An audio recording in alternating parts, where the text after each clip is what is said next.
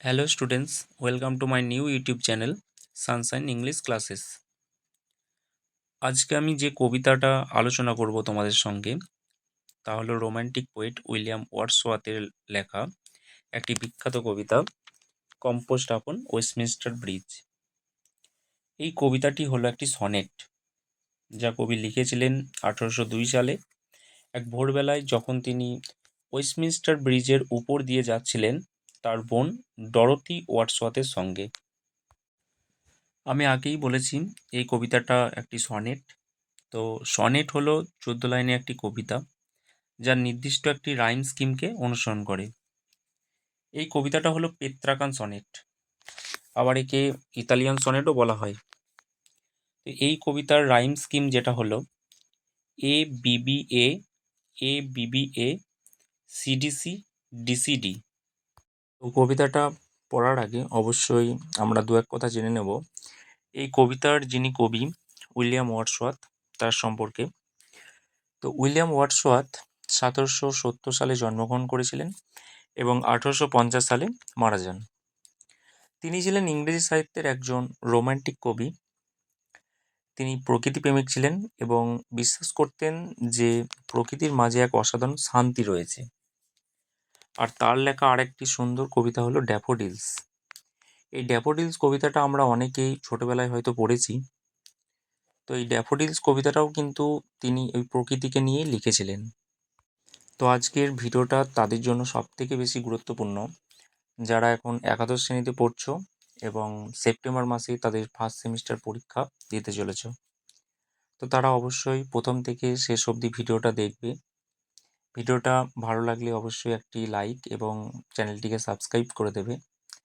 আশা করি এই ভিডিওটা তোমাদের সমস্ত ডাউট ক্লিয়ার করে দেবে। তো কবিতাটা আমি লাইন বাই লাইন পড়ছি এবং মানে বলছি। আর্থ has not anything to show more fair.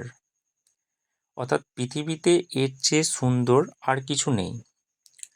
তো কবি মনে করেছেন যে পৃথিবীর যা কিছু সুন্দর জিনিস আছে তার মধ্যে এই মুহূর্তে অর্থাৎ ভোরবেলায় লন্ডন শহরের দৃশ্য সবচেয়ে মুগ্ধকর। এখানে কবি হাইপারবোল ফিগার অফ স্পিচ ব্যবহার করেছেন, কেননা তিনি প্রথম লাইনেই একটু বেশি অতিরঞ্জিত করেছে। Dull would he be of soul who could pass by. বলছেন যে ব্যক্তি এই দৃশ্য দেখে যার মনে কোনো অনুভূতি জন্মায় না, কবির মতে সেই মানুষ যেন নিষ্প্রাণ। A sight so touching in its majesty. অর্থাৎ এমন এক দৃশ্য যার ঐশ্বর্য মন ছুঁয়ে যায়।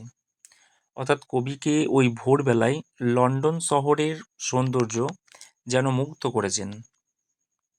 অর্থাৎ সকালবেলায় ওই লন্ডন শহরের ওই নিস্তব্ধ এবং কোলাহলহীন যে সৌন্দর্যর কথা তিনি বারবার বলেছেন, সেটা কিন্তু কবির হৃদয়কে যেন ছুঁয়ে গেছেন। The city now doth like a garment wear. এখন যেন শহরটি এক পোশাক পরে আছে। অর্থাৎ প্রকৃতি যেন লন্ডন শহরটিকে একটি পোশাক পরিয়ে দিয়েছে। The beauty of the morning silent bare. অর্থাৎ সকালের এই শহরটি যেন কোলাহলহীন, অর্থাৎ একদম পুরো শান্ত নিস্তব্ধ। অর্থাৎ তখনও অবধি লন্ডন শহরে কোনো মানুষের কোলাহল বা কোনো যানবাহনের আওয়াজ কিন্তু শুরু হয়নি। Ships, towers, domes, theatre and temples lie. অর্থাৎ জাহাজ, মিনার, গম্বুজ, নাট্যমঞ্চ এবং মন্দিরগুলো যেন পড়ে আছে। এখানে তিনি বলতে চেয়েছেন যে এই শহরের যে সমস্ত স্থাপত্যগুলো যেন মনে হচ্ছে বিশ্রাম নিচ্ছে। অর্থাৎ সেখানে তখনও অবধি কোনো মানুষ গিয়ে ভিড় জমায়নি। কারণ হচ্ছে যে সকালবেলাকার দৃশ্য তিনি কিন্তু বর্ণনা করছেন। অর্থাৎ সেই সময় লন্ডন শহরের মানুষ হয়তো ঘুমাচ্ছিল। Open unto the fields and to the sky. অর্থাৎ খোলা মাঠটাও যেন মনে হচ্ছে আকাশের দিকে তাকিয়ে রয়েছে। All bright and glittering in the smokeless air. এখানে স্মোকলেস এয়ার অর্থাৎ এয়ারটাকে স্মোকলেস বলেছেন কবি, তার কারণ হলো সকালবেলায় তখন অবধি কিন্তু কোনো কলকারখানা চালু হয়নি। অর্থাৎ বাতাসের মধ্যে কিন্তু কোনো বিষাক্ত ধোঁয়া কিন্তু প্রবেশ করেনি, তাই তিনি কিন্তু এয়ারটাকে বা বাতাসটাকে স্মোকলেস বলেছেন। তো কবি এখানে বলতে চেয়েছেন যে সকালের ওই বাতাসটা যেহেতু বিষাক্তহীন, তাই কিন্তু সব কিছু ঝলমল করছে, অর্থাৎ চকচক করছে। Never did sun more beautifully steep, অর্থাৎ কবির মনে হয়েছে সূর্য কখনো এত সুন্দরভাবে কিন্তু কি আলো ছড়ায়নি তার। মানে আজকে বা এই যে লন্ডন শহরটাকে সেই সময় যেভাবে সূর্যের আলো পড়েছে, যেন কবির খুবই সুন্দর লেগেছে। যেন কবির মনে হয়েছে যে এই সূর্যের আলো যেন এই শহরটার সৌন্দর্য আরও বাড়িয়ে তুলেছে। In his first splendour valley rock or hill, অর্থাৎ সূর্যের যে প্রথম ছটাটা গিয়ে পড়ে উপত্যকা, পাহাড় এবং পাথর, সেখানে যতটা সুন্দর দেখায় তার থেকেও কিন্তু বেশি সুন্দর আজ এই শহরটিকে মনে হচ্ছে।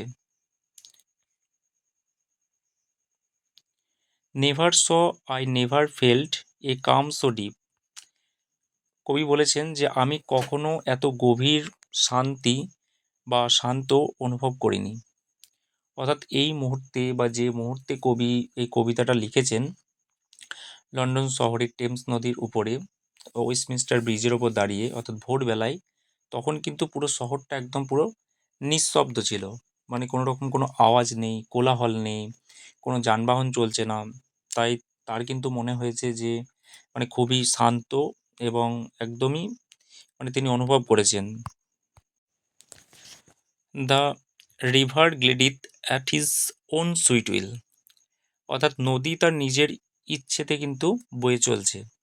তার কারণ একটাই, কারণ সকালবেলায় তখন অবধি হয়তো ওই টেমস নদীর উপরে কোনো জাহাজ চলাচল করছিল না, যে কারণে বিপরীত দিক থেকে কিন্তু জলে কোনো বাধাও পাচ্ছিল না।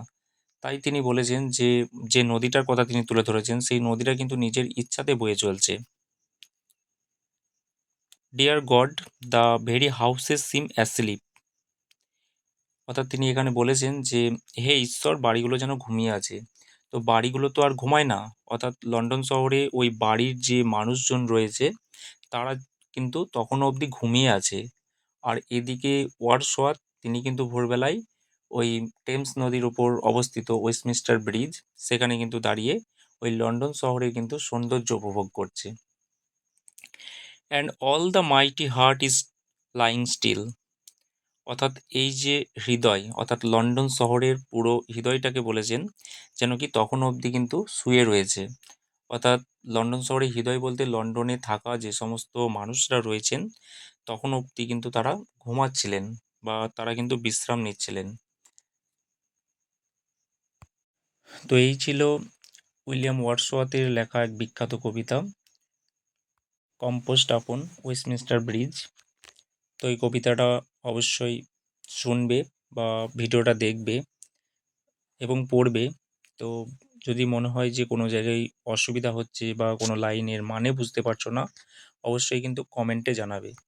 তো এই কবিতাটা পড়ে আমরা যেটা বুঝতে পেরেছি বা শিখেছি, যে চোখ দিয়ে নয়, মন দিয়ে বা হৃদয় দিয়ে যদি তুমি দেখতে শেখো, তবেই কিন্তু আসল সৌন্দর্যকে দেখতে পাবে বা অনুভব করতে পারবে। আমি নেক্সট ভিডিওতে এই কবিতার কিছু গুরুত্বপূর্ণ এমসিকিউ আপলোড করব এবং তোমাদের যে পরীক্ষা হবে সেপ্টেম্বর মাসে তার কিছু সাজেশন অবশ্যই আমি আপলোড করব। তো আজকে এই পর্যন্ত। তোমরা কবিতাটা বাড়িতে পড়ো এবং কোনো জায়গায় অসুবিধা হলে অবশ্যই সেটা জানাবে।